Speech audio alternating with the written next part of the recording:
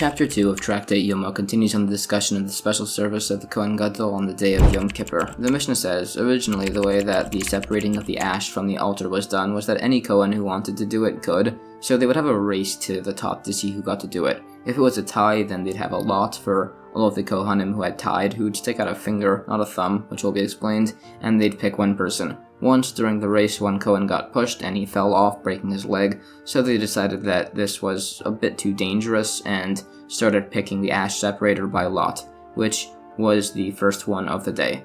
The Gemara says they only later instituted the lot as they didn't realize so many Kohanim wanted to do it, as it was done by night. The timing of it is also discussed. It also asks which dimensions of the altar they would reach during the race, which is unresolved. They put out their fingers to count, as we don't count the Jewish people, even for a mitzvah, which is based on verses. It also discusses some points on King Shaul's war against the people of Amalek. This is discussed along with comparison to David, who it says had two sins, one for arranging the death of Uriah, and that he took a census of the Jewish people. But Sheva isn't counted here, as he himself was punished for that, with all of the issues with his children. Some say David himself was punished, that he contracted Sarah's leprosy. This, that says it wasn't a sin, disagrees with the opinion that David accepted a slanderous report against Mephibosheth. Some say he did, but he was punished for it, that his grandchildren would divide the kingdom. There are points further on King Shaul, that it says he was a year old when he reigned. This is explained to mean that he was like a 1-year-old who never sinned, but another sage says that it means that he was like a 1-year-old who is dirty and soiled, like Shaul was with sin. That sage then saw angels of terror in his dream, so he apologized for misspeaking against King Shaul. Some say that King Shaul's line ended, as his genealogy was unflawed, so his line could have become arrogant. Some say Shaul was punished as he renounced his honor. It also talks about not bearing a grudge in regards to monetary matters, but you should allow others to take care of your honor, and you should not make a response yourself based on verses which speak about the importance of bearing God's will, and any suffering with love and happiness, and the reward for that. Back by the raffle of the Kohanim, it says that the Kohanim would put out one finger, but if they were sick, they could put out two if their hands weren't working so well, which would count as one. They didn't put out the thumb, so that way people couldn't cheat and make it look like they had a separate hand somehow. This for the discussion, there's an incident mentioned when they had the race, and one Kohen took a knife and stabbed another, which had some pretty serious ramifications. There's further on this incident and a few more points. There's argument as to how much ash is removed, and debate on the punishment if a non-Kohen performs this service. There's further points on services in the temple that a non-Kohen cannot perform, and their punishments back in those days. There are also points on how the Kohanim in the temple were dressed, which is discussed. New Mishnah.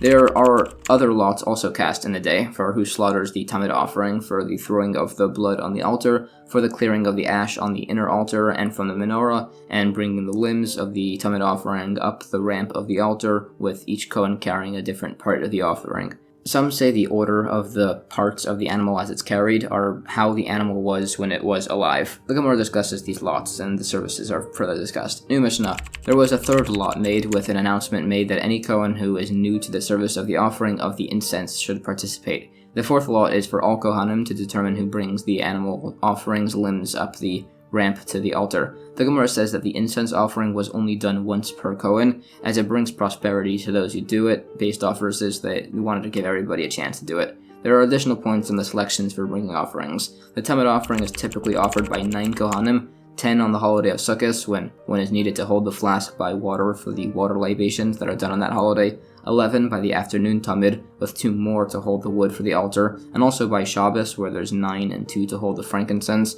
and also a Shabbos on a Sukkot, where there's also a flask of water held. The Gemara discusses sources for these points. New Mishnah. A ram is offered by 11 Kohanim, the meat with 5, and the intestines, fine flour, and wine with 2 each. A bull is brought with 24 Kohanim, the head by 1, the right leg by 2, the tail with 2, the leg with 2, the breast with 1, the neck with 3, the forelegs require 2, the flanks require 2, and the intestines, flour, and wine require 3 each. This is all with the communal offerings. With personal offerings, technically a single Kohen could offer everything. The flaying and dismemberment of communal and personal offerings can both be done by a non-Kohen. The Gemara cites sources and the points are discussed. There's a bit more discussion on the precise service of these offerings, and the points are qualified a bit further. And that's the end of chapter 2. Chapter 3 of Tractate Yoma continues on the discussion of the order of the Temple Yom Kippur service as performed by the Kohen Gadol. The first Mishnah says the administrator would ask the Kohanim to see if the time to start the morning offering had arrived. Some say they would confirm it was dawn, some say they would confirm the entire eastern sky had lit up until the city of Hebron, so they wouldn't get confused with any intermingling moonlight and mistakenly start too early. The Kohen Gadol would be taken to immerse in a mikveh. In fact, generally anybody who uses the restroom by the temple needs to immerse in a mikveh, and someone who urinated needed to wash their hands and feet by the Kippur. The Gemara discusses the precise, proper timing of the start of the offerings by the temple based on some verses in regards to Abraham's prayers. The concern of the moonlight being mixed up with dawn light was on a cloudy day, which diffuses light everywhere. This is a relevant piece of information if you want to spread out skins to dry, or in regards to the prohibition against making matzah from dough with water that was heated by the sun. This is discussed further along with expansion on other related verses.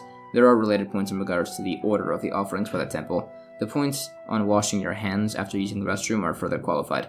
New Mishnah. No one was permitted to enter the temple courtyard for a service, even if they were pure, unless they had immersed in a mikveh. Throughout the Yom Kippur service, the Kohen Gadol would have to immerse himself 5 times and wash his hands and feet 10 times. This was done above the parva chamber, which had a mikveh on its roof, besides for the first immersion of the day. He was blocked off by a linen sheet during this, and he would wash his hands and feet after the first immersion. The Gemara discusses the punishment for doing the immersion in the improper location. There are further points on immersion, such as when and how a metzora, somebody with leprosy, would immerse to be purified. There are further points on these laws. A linen sheet is used as a reminder to the Kohen Gadol that the service of the day is done with linen garments. New Mishnah, the Kohen Gadol would immerse in the mikveh and dry himself after. He wore all garments of the Kohen Gadol, he'd wash his hands and feet, he'd start the slaughtering of the Talmud offering, which would be completed by a different Kohen, so he could also receive and throw the blood. They then went into the sanctuary to burn the incense and prepare the menorah lamps and offer the head and limbs of the Talmud offering, along with the chavitin meal offering and the wine libation. The morning incense was offered between the blood part of the Talmud offering in the morning and the burning of its limbs. The afternoon incense was offered between the burning of the limbs of the afternoon Talmud and its libations. If the Kohen Gadol was old or delicate, they heat up some water and pour it into the mikveh so it wouldn't be so cold. The Gemara suggests that this disagrees with the opinion that the Kohen Gadol washes his hands and feet twice before putting on each set of garments. Others say it could be like this, it's just that they held there's a washing when you put the garments on and when you take them off, which is argued based on some other verses. This is debated further. The immersions and washings are further qualified with verses and sources as discussion. There's more argument as to which verses this is learned from. It defines how the Kohen Gadol would slaughter the Talmud offering. Some said he would slaughter majority of the 2 pipes, the trachea and esophagus, and many agree. It further goes to the exact order of the daily morning service, the order of the arranging of the wood on top of the altars and the offerings, the clearing of the ash, the preparing of the menorah, and similar points are all listed. This is discussed further. It goes through the order of the cleaning of the lamps and why based on verses, and also other points on the order of events. There are additional points. It brought this all basically to ask why in the Mishnah it mentioned that the incense was offered between the blood service and the burning of the limbs, which contradicts some other opinions, but we just say it wasn't being particular with the order when it said it, and it holds like the opinion that the incense is burnt between the blood service and the cleaning of the lamps. There are other verses brought for the other teachings. There are further points.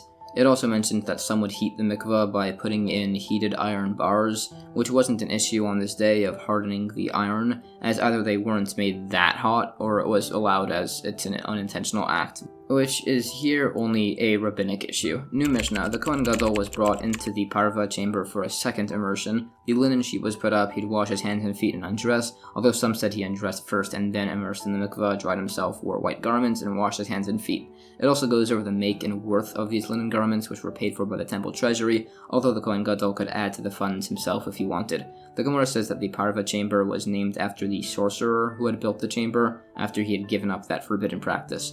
Again, a linen sheet is used to remind the Kohen Gadol that the service is done with linen garments. It also says to not decrease the total value of the garments worn, but you could increase the value of one and decrease the other accordingly. The mourning garments must be better, based on verses where the word linen is mentioned 4 separate times. This is discussed, and it covers more points on the make of the garments, and mentions especially fine garments that were paid for by the extremely wealthy Rabbi Eliezer ben Charsom, but they wouldn't be used as they were so fine that it was basically just transparent. There's a related point. It says that when you pass, you're asked questions about what you did. A poor person is asked why he didn't study Torah, and if he says, because I was poor, they ask him, were you any poorer than Hillel, who was so poor he had to split half his paycheck to feed his family, and the other half to pay to enter the study hall? But one time he was so poor he couldn't even afford that low entrance fee, so he climbed up on the roof and listened in through the skylight to hear the teachings of the sages Shemaiah and Avtalion. It snowed overnight while he was up there, and they eventually saw the figure of a person blocking the skylight, so they went to the roof and found Hillel buried underneath 3 cubits of snow, so they brought him in and heated him up. If you were wealthy when you pass and didn't study Torah, they'll ask, were you any wealthier than this Rabbi Eliezer ben Charsam, who it says inherited 1,000 cities and 1,000 ships for each city, yet each day he would walk around with a sack of flour to go from town to town to study Torah, which he did all night, so much so that his servants didn't even recognize him, and once he was walking and not recognize him, they took him to do some work for himself. Also, if you pass and try to say you didn't learn Torah because you were handsome, you'll be asked if you were any handsomer than Yosef, who it says about how much effort the wife of Potiphar went into to try and seduce him. New Mishnah, the Kohen Gadol would then go to the bull offering between the antechamber and the altar, which had its head to the south and facing west. The Kohen Gadol stands to the east, facing west, leans his hands on the bull, and confesses. It lists the words he says. The Gemara argues of the exact placement and location this would occur as to the dimensions of the courtyard of the temple. There's further points on this and on the act of leaning by other animal offerings. There's further discussion on these laws. It also goes over the blessings he'd say. New Mishnah, the Kohen Gadol would go to the eastern part of the courtyard, to the north of the altar, with his deputy, the Sigan, to his right, and the head of the family group to his left, to go to the 2 he-goats along with a chest with 2 lots. They had originally been made out of wood, but a Ben Gamla had remade them out of gold, and he's recalled with praise for this. Some other nice contributions to the temple that people had donated. Someone added 12 spouts to the Kippur from its original 2, along with a mechanical device that lowered its water into a spring-fed well, so that way the water wouldn't become impure overnight. Others made the Yom Kippur service utensil handles out of gold. Others made a golden candelabrum which was hung over the entrance to the Heichal, along with a golden tablet that had the verses for the Sota service written on it. Nicanor donated the doors, which was a miraculous event, which will be mentioned. All of these were mentioned with praise.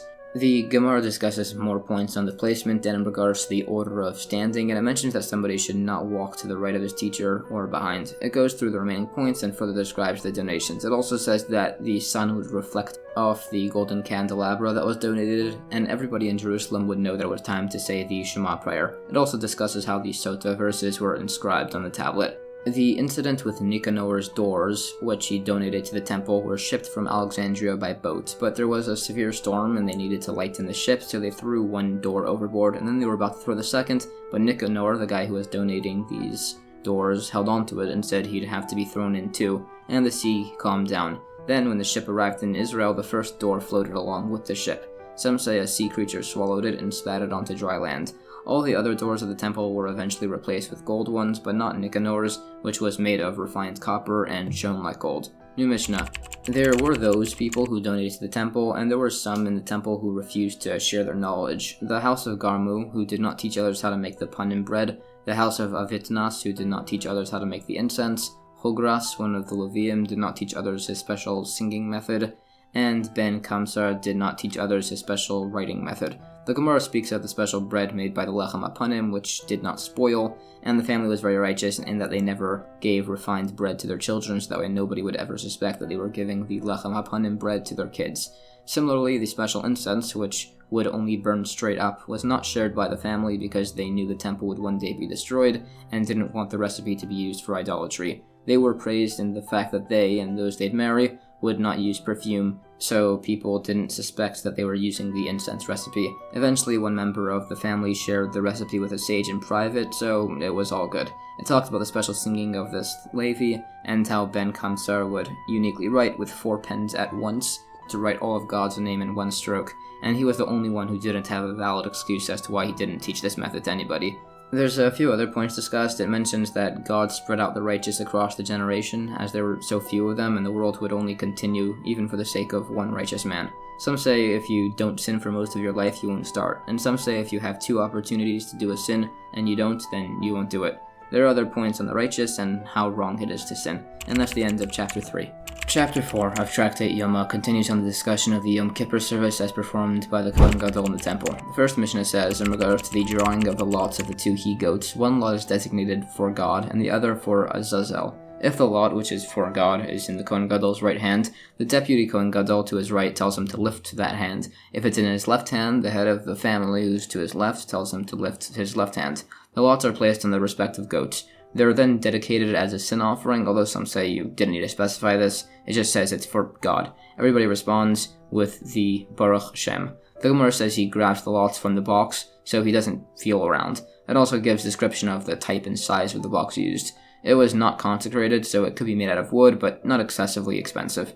There's a bit more debate on the exact steps of this process. Once the sage Shimon HaTzadik said by the Yom Kippur service that he'd die that year, as he said normally. When he entered into the innermost part of the temple to perform the service, he would meet an old man dressed in white, who would enter and exit with him. That year, he met an old man dressed in black, who did not exit with him, and he passed away a few weeks later. It also discusses some of the miracles of the temple and related points. There's more discussion on the lots. This is further debated in regards to points on the service with the goats. There's additional conversation on if the drawing of the lots is strictly essential based on sources. We bring one which says it is. This goes further for a bit. There are some more additional points. New Mishnah, the designated he-goat has a strip of red wool tied to it, and he positions it to where it's going to be sent, and the other to where it's going to be slaughtered.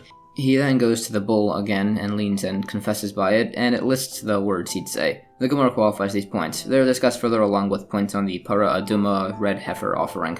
There's debate if this service is permissible to be done by a non-Kohen, which we say is not. The verses are also discussed. All of the verses on this topic are further discussed and as to what each part teaches us, which is essentially summarized as the following list here. The remaining points are qualified. New Mishnah. The Kohen Gadol then slaughters the bull offering and receives the blood in a bowl and hands it to be stirred so that way it won't congeal. He then takes a shovel to the top of the altar and clears the coals to the side, taking a shovelful from beneath and takes it to the 4th row of stones in the courtyard. Normally the shoveling would be done with a silver shovel and deposited into a gold shovel. Here it was done with a gold shovel and brought into the innermost part of the temple. It's also a smaller shovel, the size and type is discussed. Uniquely, he also offers the incense offering, which is ground to be the finest of the fine, not just fine.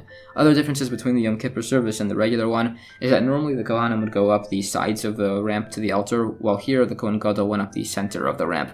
Others say they would normally go up in the center. Some said normally the Kohen Gadol washed his hands and feet with the Kippur, but on this day he'd use a golden flask. Others said he always used a golden flask. There's also disagreement as to how many pyres were on the altar normally versus Yom Kippur. Some say 4, now it's 5. Some say 3 versus now it's 4. Some say 2 versus now 3. The Gemara cites a number of verses as sources. These points are discussed. There's also discussion as to where the services were done and additional points. A silver shovel is normally used, so it's not too expensive. He only uses one shovel on Yom Kippur, so that way he's not too tired. There are further additional points discussed in regards to the make and type of the shovel, and the different types of gold that exist and which was used. The points on the different pyres are also discussed. This is qualified further. There's additional points on the service. It also discusses points on the laws of the extinguishing of the pyres, which are qualified for a bit. And that's the end of chapter 4.